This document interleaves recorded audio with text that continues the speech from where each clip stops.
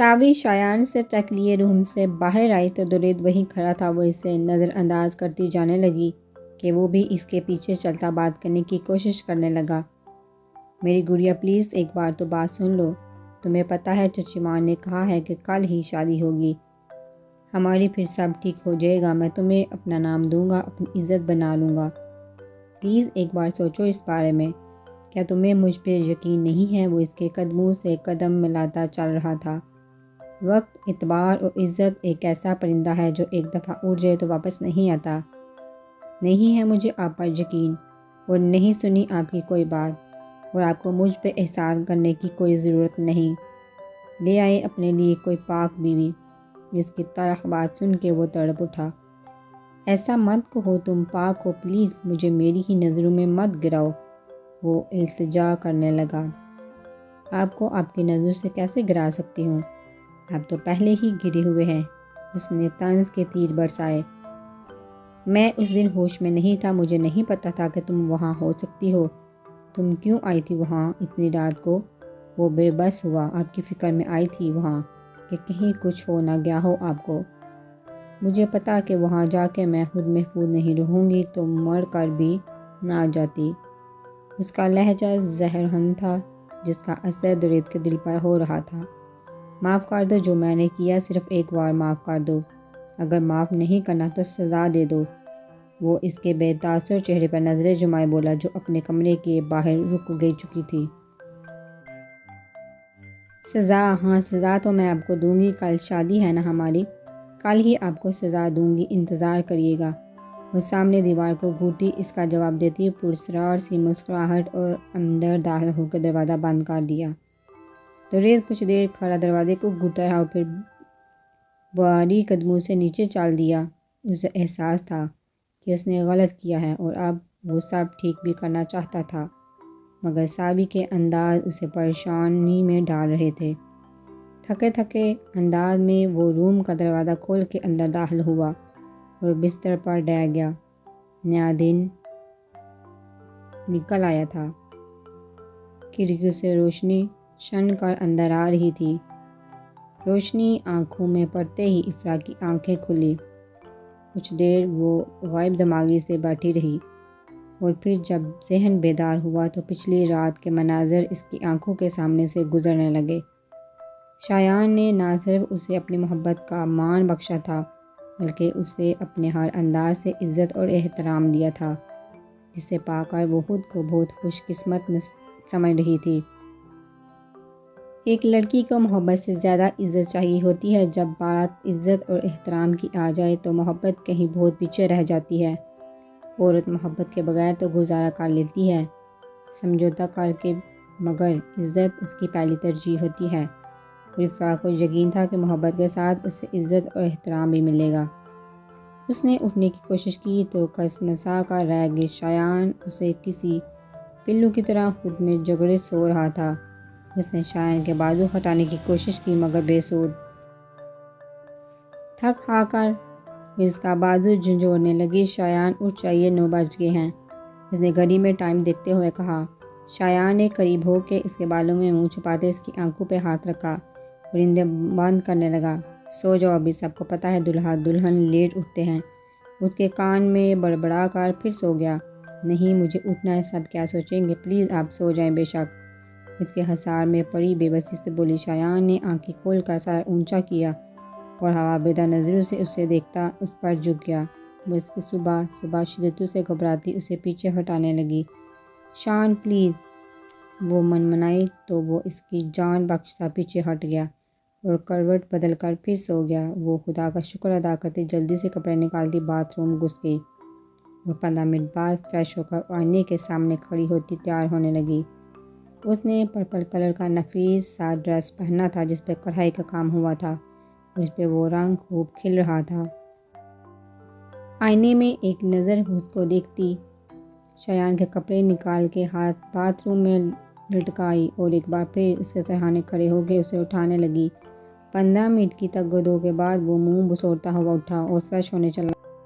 10 minute بعد وہ dressing کے سامنے کھڑا بال بنا رہا تھا۔ اس نے وائٹ کلر کا شلوار سوٹ پہنا تھا جس میں وہ جچ رہا تھا۔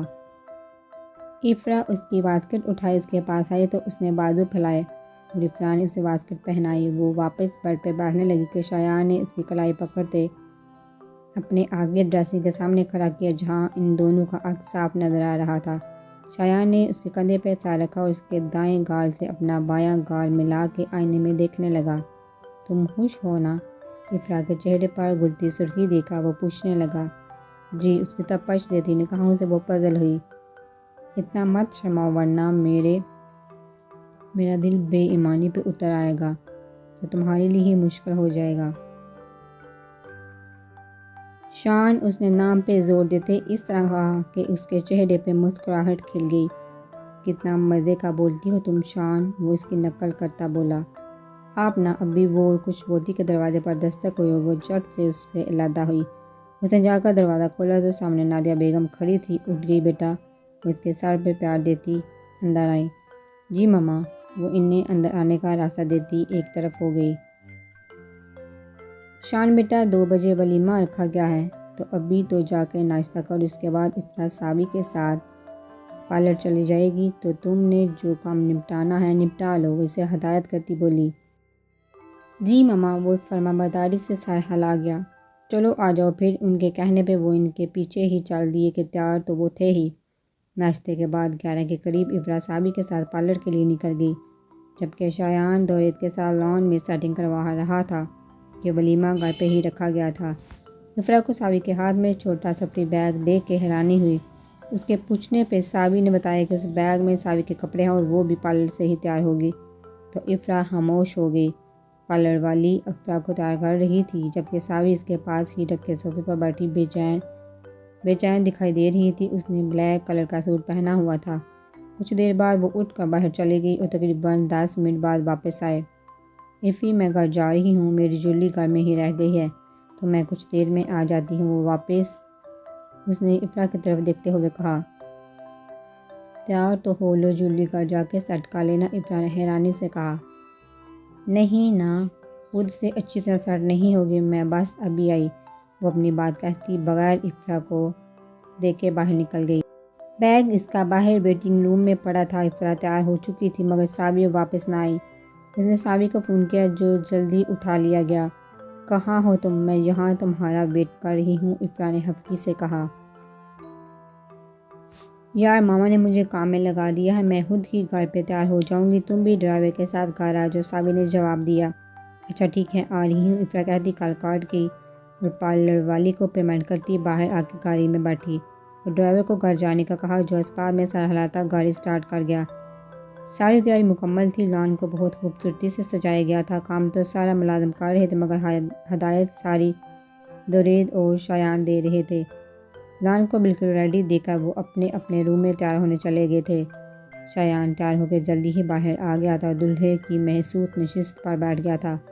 افرا کو باہر لا کے شایان کے ساتھ بٹھایا گیا۔ سلور کلر کا لہنگا پہنے، سلور کلر کی جولی کے ساتھ شایان کی قربت میں مہکتی افرا کی آج شب ہی نرالی تھی، جبکہ شایان نے گرے کلر کا کوٹ پیس پہن رکھا تھا جس میں اس نے ڈیشنگ پرسنالٹی اور بھی چارمنگ لگ رہی تھی۔ وہ ایک دوسرے کی سنگت میں آج واقعی چاند سورج کی جوڑی لگ رہے تھے۔ سب لوگ باری باری آ کے ان کو مبارکباد دے رہے تھے جو اب ایک ساتھ کھڑے وصول کر رہے تھے۔ افرا کا چہرہ شایان کی محبت کا غماز تھا، اس کے چہرے کے ہر رنگ سے دکھنے والے کو اس کی خوشی کا احساس ہو رہا تھا۔ دورید بھی تیار ہو گیا تھا، اس نے بلیک کلر کی شرٹ بلیک پینٹ پہنی تھی مگر اس کا کوٹ کلر گرے کلر کا تھا۔ اس کی نظریں صابی کو ڈھونڈ رہی تھی مگر وہ اسے کہیں نظر نہ آئی۔ دورید بیٹا، مجھے تم سے کچھ بات کرنی ہے، نادیہ بیگم نے دورید کو کہا، اکیلا پا کر کہا۔ چچی ماں، بعد میں بات کرتے ہیں، میں آرام سے ابھی بات سنوں گا، پہلے میں صابی کو دیکھوں، پتہ نہیں کدھر ہے، وہ نظر نہیں آ رہی، وہ فکر مندی سے بولا۔ شاید تیار ہو رہی ہو، جاؤ تم دیکھو پھر بات کرتے ہیں، وہ اس کا کندھا تھپتھپاتی ہوئی بولی اور وہ وہاں سے سر ہلاتا اندر چلا گیا۔ سب لوگ باہر مصروف تھے، کسی کا دھیان اندر کی طرف نہیں گیا تھا۔ مراد صاحب مہمانوں سے مل رہے تھے جبکہ نادیہ بیگم بھی اپنی کچھ دوستوں کے پاس جا کھڑی ہوئی۔ شایان اور افرا کے ولیمے کے فوٹو شوٹ کے بعد کھانا سرو کرنا شروع کر دیا گیا۔ شایان نے صابی کے بارے میں پوچھا تو نادیہ بیگم اس سے بلانے اندر چلی گئی۔ دورید صابی کے کمرے میں داخل ہوا تو سارا کمرہ سائیں سائیں کر رہا تھا، کمرہ اندھیرے سے پر تھا اس نے آگے بڑھ کر لائٹ جلائی مگر کمرے میں کوئی نہیں تھا۔ وہ تیزی سے باتھ روم کی جانب گیا مگر وہاں بھی کوئی نہیں تھا۔ پھر وہ اوپر نیچے ہر جگہ دیکھ چکا مگر وہ کہیں نہیں تھی۔ درید کا دل انجانے حساس سے دھڑکا اور وہ جلدی سے ساوی کی الماری کھول کر اندر کا جائزہ لینے لگا۔ سارا سامان موجود تھا، کچھ بھی کم نہیں تھا، ہر چیز اپنی جگہ پر تھی مگر پھر بھی کچھ تو تھا جو غلط تھا۔ سزا کے لیے تیار رہیے گا۔ ساوی کی کل کی بات اسے یاد آئی تو وہ اسے ڈھونڈنے کمرے سے باہر جانے لگا کہ اس کی نظر ڈریسنگ ٹیبل پر پڑی جہاں ایک سفید کاغذ پڑا ہوا تھا۔ آگے بڑھ کر اس نے کانپتے ہاتھوں سے وہ کاغذ تھاما اور پکڑ کے پڑھنا شروع کیا۔ میرے سو کالڈ ہسبینڈ، وہ اتنا حیران مت ہوں، آپ میرے ہسبینڈ ہی ہیں۔ مجھے یقین نہیں آتا تو ماما سے پوچھ لیں۔ آپ نے جو میرے ساتھ کیا اس کے لیے میں آپ کو کبھی معاف نہیں کر سکتی۔ جانتی ہوں غلطی میری بھی تھی، مجھے آدھی رات کو باہر نہیں جانا چاہیے تھا مگر میں آپ کو کبھی معاف نہیں کر سکتی۔ آپ نے کل کہا تھا نا کہ آپ سزا بھگتنے کے لیے تیار ہیں، تو اب کی سزا یہ ہے کہ میں آپ کو چھوڑ کر جا رہی ہوں ہمیشہ کے لیے، اور امید کرتی ہوں کہ کبھی واپس نہ آؤں اور آپ میری شکل دیکھنے کے لیے ترسے رہیں۔ دنیا بہت بڑی ہے، کہیں نہ کہیں تو جگہ مل جائے گی مجھے۔ جانتی ہوں ماما بابا مجھے ہی غلط سمجھیں گے مگر آپ سے شادی کرنے سے بہتر ہے کہ میں کہیں ایسی جگہ چلی جاؤں جہاں مجھے اور میرے ماضی کو کوئی نہ جانتا ہو۔ مجھے ڈھونڈنے کی کوشش مت کیجیے گا، میں کہیں نہیں ملوں گی، خدا حافظ۔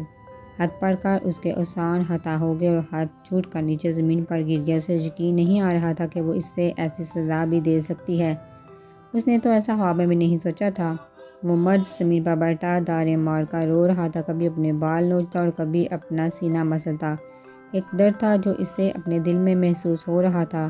اچانک دروازہ کھلا اور نادیہ بیگم اندر داخل ہوئی۔ اسے ایسے روتا دیکھا وہ پریشان ہوئی، اس کی طرف بڑھی۔ درید بیٹا کیا ہوا ہے، کیوں رو رہے ہو ایسے، اور ساوی کہاں ہے؟ وہ فکر مندی سے بولی کہ ان کی نظر ہاتھ پہ پڑی۔ الجھتے ہوئے انہوں نے ہاتھ اٹھایا اور پڑھنا شروع کیا۔ جیسے جیسے وہ ہاتھ پڑھتی گئی ان کے چہرے کا رنگ زرد پڑتا گیا۔ ساوی کہاں ہے درید، میری بچی کہاں ہے، کہاں چلی گئی وہ، کیا کیا ہے تم نے جو وہ ایسے چلی گئی؟ وہ روتے ہوئے استفسار کرنے لگی۔ جی ماما، چچی ماما، وہ مجھے چھوڑ کر چلی گئی، اس نے مجھے سزا دے دی، اتنی بڑی سزا، میں مر جاؤں گا اس کے بغیر، پلیز اسے کہیں واپس آ جائیے، سزا مت دے مجھے۔ وہ روتا ان کے سامنے گڑ گڑانے لگا۔ کیا کیا ہے تم نے جو تم سزا کی بات کر رہے ہو؟ وہ اپنے دل میں آتے خیال کی شدت سے نفی کو کرتی لرزتے دل سے پوچھنے لگی۔ وہ اس دن مجھے لگا کہ اس کی شادی اشر سے طے ہو گئی ہے تو میں غصے سے اپنے فلیٹ چلا گیا اور وہاں شراب پی لی۔ مجھے نہیں پتہ تھا کہ وہاں ساوی آ جائے گی۔ نشے میں نے اس کے ساتھ بدتمیزی کی اور اس کی عزت چھین لی۔ وہ روتا اٹک اٹک کر بتانا شرمندگی سے نظر جھکا گیا اور نادیہ بیگم اس کے منہ سے اتنا بڑا انکشاف سن کر ساکت رہ گئی۔ اس کا مطلب ساوی نے کوئی گناہ نہیں کیا، اس کی کوئی غلطی نہیں تھی اور میں نے اسی کو غلط ٹھہرایا۔ سوچتے ہی ان کے دل میں چبھن سی ہوئی، یہ کیا کر دیا تم نے درید، وہ تمہاری بیوی تھی، تمہاری عزت جس کی حفاظت کا ذمہ تمہارے سر تھاما گیا تھا، جس کی عزت کا ذمہ تمہارے سر تھا، یہ کیا کر دیا تم نے؟